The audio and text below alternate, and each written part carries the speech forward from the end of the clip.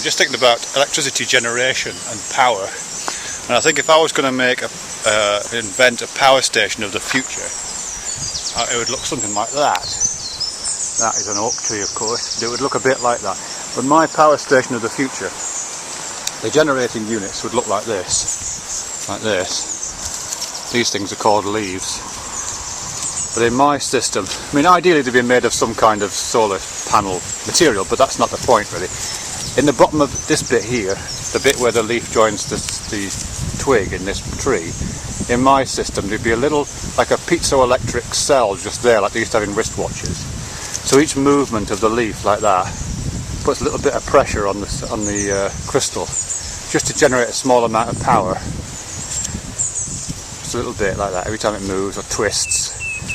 And then that power, of course, would be cabled up and all joined together with the rest of these little units. I mean, this thing would be built through bioengineering rather than techno-engineering processes.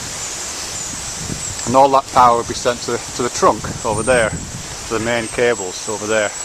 Actually, the main cables, the trunking system, the power that's generated probably wouldn't go into batteries on the ground. What I'd probably do it instead is I'd probably have this powering little peristaltic pumps, the pumps that they have in, well, like they have in your colon, you know, things that send waves of compression. So I'd have a lot of peristaltic pumps in these trunks, drawing up liquid from the ground or from a water supply nearby, and just keeping the whole thing full of liquid, maybe even full of a heavier liquid like mercury. So it's lots and lots of energy, you know, latent energy just taken up there.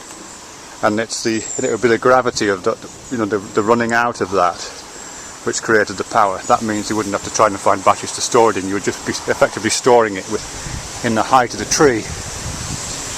You know what I mean? And so power would be generated as the liquid runs out the bottom.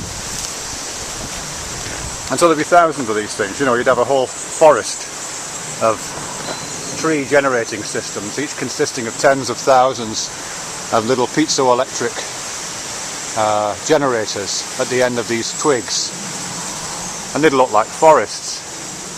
And that'd be great. What a great power system that would be, you know what I mean? You wouldn't mind one of those at your bottom of your garden, you know, because people don't like those big wind power things, do they? Because they creak a bit and birds crash into them, and no one wants a nuclear power station in the bottom of your garden. But I reckon a power station that looked a bit like that, nobody would mind that. It'd rustle a bit. You get this sound. That rustling sound, that's the sound of a power station of the future. Or maybe it's the power station of the past and we're already living in it.